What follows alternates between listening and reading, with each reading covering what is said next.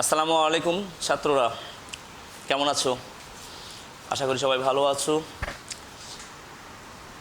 বাড়িতে থাকো, সুস্থ থাকো এবং ভালো থাকো, এই কামনা করে আজকে আমরা নিউ হরাইজন একাডেমির যে অনলাইন ক্লাস চলছে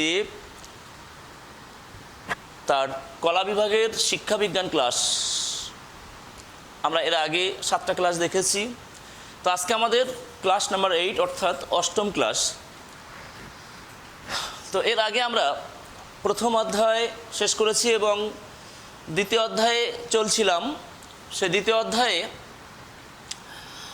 আমাদের সিগনিফিক্যান্স ফ্যাক্টরস অফ এডুকেশন অর্থাৎ শিক্ষার যে তাৎপর্যপূর্ণ উপাদানগুলি ছিল, যেমন শিক্ষার্থী, শিক্ষক, পাঠ্যক্রম, সহপাঠ্যক্রমিক কার্যাবলী বা প্রাকৃতিক ও সামাজিক পরিবেশ, অর্থাৎ এডুক্যান্ট শিক্ষার্থী, টিচার শিক্ষক, কারিকুলাম পাঠ্যক্রম এবং কো কারিকুলার অ্যাক্টিভিটিস সহপাঠ্যক্রমিক কার্যাবলী এবং ফিজিক্যাল অ্যান্ড সোশ্যাল এনভায়রনমেন্ট। অর্থাৎ সেই উপাদানগুলি থেকে আমাদের সব উপাদান থেকে যে লং কোশ্চেন আসে তা নয়, বিশেষ করে আমাদের লং কোশ্চেন আসে যে অংশ থেকে, আমাদের সেই অংশের আলোচনায় আমরা আজ আসব।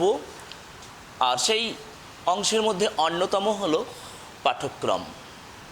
তো এর আগের ক্লাসে আমরা জেনেছি অন্যান্য উপাদানগুলো সম্পর্কে, যেমন প্রশ্ন পড়তে পারে সংক্ষিপ্ত আকারে, সে সম্পর্কে আমরা জানার চেষ্টা করেছি বা বলার চেষ্টা করেছি। শিক্ষক অ্যাজ এ ম্যান মেকার হিসাবে, আবার শিক্ষার্থী যা শিক্ষা প্রক্রিয়ার অন্যতম উপাদান হিসাবে, আবার যাকে বিদ্যালয়ের হৃৎপিণ্ড বলা হচ্ছে অর্থাৎ পাঠ্যক্রম, যার মধ্য দিয়ে আমরা লক্ষ্যে এগিয়ে যাই। আর তার পাশাপাশি আছে সহপাঠ্যক্রমিক কার্যাবলী এবং প্রাকৃতিক ও সামাজিক পরিবেশ। তো তার মধ্যে আজকে আমরা যে আলোচনা রাখব পাঠ্যক্রম সম্পর্কে, যাকে আমরা বিদ্যালয় শিক্ষার হৃৎপিণ্ড অর্থাৎ মূল একটা অংশ, যা নিয়ে আমরা শিখি, যার মধ্য দিয়ে আমরা শিখি, যে পথ দিয়ে আমরা এগিয়ে যাই, সেটিই হলো পাঠ্যক্রম। তো সেই পাঠ্যক্রম অর্থাৎ এই অধ্যায়ের এই 5টি উপাদানগুলির মধ্যে পাঠ্যক্রম যে পার্ট, সেই পার্ট থেকে আমরা বিভিন্ন অ্যাঙ্গেলে লং কোশ্চেন পেতে পারি বা ব্রড কোশ্চেন পেতে পারি।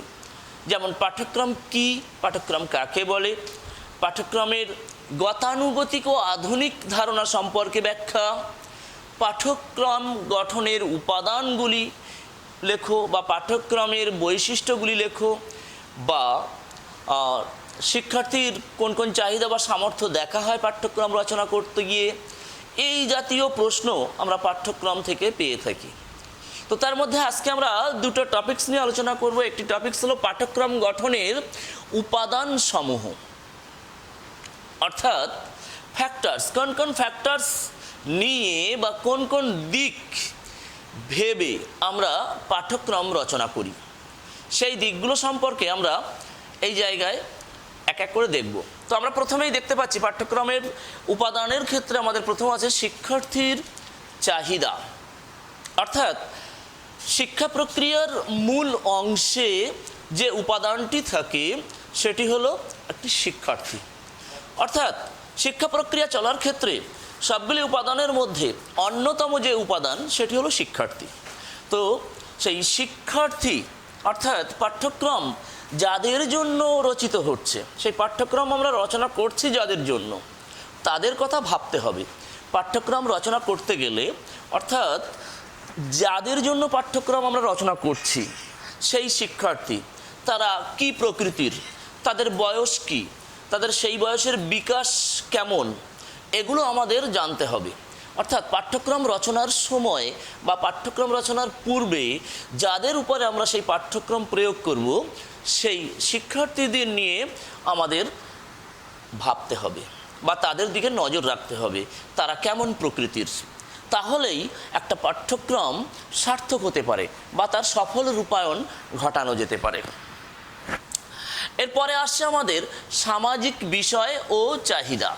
নেক্সট আমরা দেখতে পাচ্ছি সামাজিক বিষয় ও চাহিদা, অর্থাৎ শিক্ষা প্রক্রিয়া সম্পন্ন হতে গেলে আমাদের যে বিষয়গুলো মাথায় রাখতে হবে। শিক্ষা যেমন ব্যক্তির উন্নতি ঘটায়, তেমনি সমাজের উন্নতি ঘটায়। আমরা শিক্ষার লক্ষ্য অধ্যায়ে দেখেছিলাম যে শিক্ষার বহু লক্ষ্যের মধ্যে অন্যতম দুটি লক্ষ্য ছিল ব্যক্তিতান্ত্রিক লক্ষ্য এবং সমাজতান্ত্রিক লক্ষ্য। তো আমরা সেখানে সমাজতান্ত্রিক লক্ষ্যের মধ্যে দেখেছিলাম যে সমাজের উন্নয়ন ঘটানোই শিক্ষার প্রধান একটি লক্ষ্য। তাহলে সামাজিক বিষয় অর্থাৎ সমাজ একটি পরিবর্তনশীল সত্তা, তার প্রতিনিয়ত পরিবর্তন ঘটছে। তো এই সমাজ পরিবর্তনের সঙ্গে সঙ্গে সমাজের বা সামাজিক মানুষের চাহিদার পরিবর্তন হতে থাকে। আর শিক্ষা যেহেতু সমাজ এবং সমাজের মানুষ নিয়ে আলোচনা করে বা সমাজ এবং সমাজের মানুষের উন্নতির লক্ষ্যে সম্পন্ন হয়, তাই সামাজিক চাহিদার দিকে বিশেষভাবে লক্ষ্য দেওয়া প্রয়োজন হয়। অর্থাৎ আমরা পাঠ্যক্রম গঠনের আগে, পাঠ্যক্রম প্রণয়নের আগে সামাজিক চাহিদা বা সামাজিক বিষয়গুলির কথা ভেবে নেব। নেক্সট, শিক্ষক সম্পর্কিত বিষয়। আমরা 5টি উপাদানের মধ্যে আগে যখন শিক্ষক সম্পর্কে বলেছি, টিচার সম্পর্কে, তো সেখানে বলেছিলাম একজন মেকার অফ ম্যান, অর্থাৎ একটা মানুষ গড়ার কারিগর। তো সেই মানুষ গড়ার কারিগর যিনি, অর্থাৎ একটা শিক্ষার্থীকে, একটা ব্যক্তি শিশুকে সে পূর্ণ ব্যক্তিতে পরিণত করবে যে শিক্ষক, সেই শিক্ষক যে পাঠ্যক্রমের মধ্য দিয়ে আমাদের একজন শিক্ষার্থীকে বড় করবে, সেই শিক্ষক কতটা যোগ্যতার অধিকারী বা সেই শিক্ষকের প্রকৃতি কী, বা সেই যে পাঠ্যক্রম আমরা রচনা করছি সেই পাঠ্যক্রম সম্পর্কে শিক্ষক কতটুকু জ্ঞানের অধিকারী, অর্থাৎ শিক্ষক সেই বিষয়টিকে পূর্ণভাবে শিক্ষার্থীর সামনে তুলে ধরতে পারবেন কিনা। তাহলে এই বিষয়টি, অর্থাৎ আমাদের যোগ্য শিক্ষকের কথাটিও মাথায় রাখতে হবে পাঠ্যক্রম রচনার কালে, যে পাঠ্যক্রম যেন সেই শিক্ষক নিজে আয়ত্ত করে তার শিক্ষার্থীদের মধ্যে প্রবেশ করাতে পারে, সেদিকে আমাদের খেয়াল রাখতে হবে। তাই পাঠ্যক্রম রচনার সময় মেকার ম্যান হিসাবে শিক্ষকের প্রতি গুরুত্ব আরোপ করতে হবে। নেক্সট, আমরা বিষয়বস্তুর প্রকৃতি, অর্থাৎ বিষয়বস্তু, যে একটি স্টুডেন্টের উপরে যে শিক্ষাটা আমরা প্রয়োগ করব, যে পাঠ্যক্রম আমরা চাপাবো, তার বিষয়, সেই বিষয়গুলি যেন তার কাছে উপযোগী হয়, যুগের সঙ্গে উপযোগী হয়। অর্থাৎ বিষয় নির্বাচনের ক্ষেত্রে আমাদের যুগের উপযোগিতার দিকটিও খেয়াল রাখতে হবে। অর্থাৎ বিষয়ের প্রকৃতি কেমন হবে, যেটি একটি শিক্ষার্থী বুঝতে সামর্থ্য হবে এবং যেটি তার ভবিষ্যৎ জীবনে কাজে আসবে। অর্থাৎ যে যুগে সে শিখছে সেই যুগের সঙ্গে যেন সে শিক্ষা অর্জন করে তাল মিলিয়ে চলতে পারে, অর্থাৎ সেটিই হবে পাঠ্যক্রমের বিষয়ের প্রকৃতি। নেক্সট, আর্থিক বিষয়, একটা মূল ফ্যাক্টরস।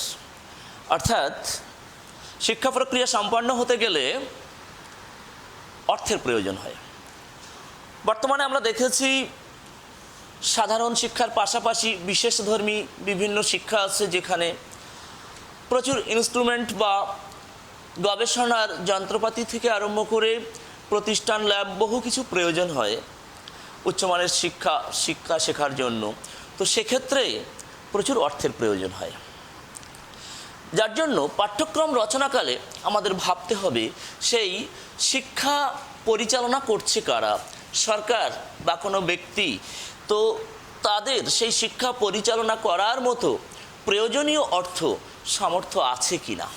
সুতরাং যে শিক্ষা পাঠ্যক্রমমুক্ত করা হবে বা যে বিষয় অন্তর্ভুক্ত করা হবে পাঠ্যক্রমের, সেই পাঠ্যক্রমটিকে যথাযথভাবে প্রয়োগ করার মতো অর্থের সামর্থ্য আছে কি না সেই প্রতিষ্ঠানের বা সেই প্রতিষ্ঠানের কর্তার, তাহলে সেদিকটিও আমাদের পাঠ্যক্রম রচনার আগে বিবেচনা করতে হবে। সুতরাং আমরা দেখতে পাচ্ছি যে পাঠ্যক্রম গঠন অর্থাৎ পাঠ্যক্রম তৈরি করার সময় আমাদের কোন কোন দিকগুলো ভাবতে হয়, তার মধ্যে অন্যতম একটা দিক হলো আর্থিক বিষয়। কারণ অর্থ ছাড়া কোনো কিছুই সফল রূপায়ণ ঘটতে পারে না।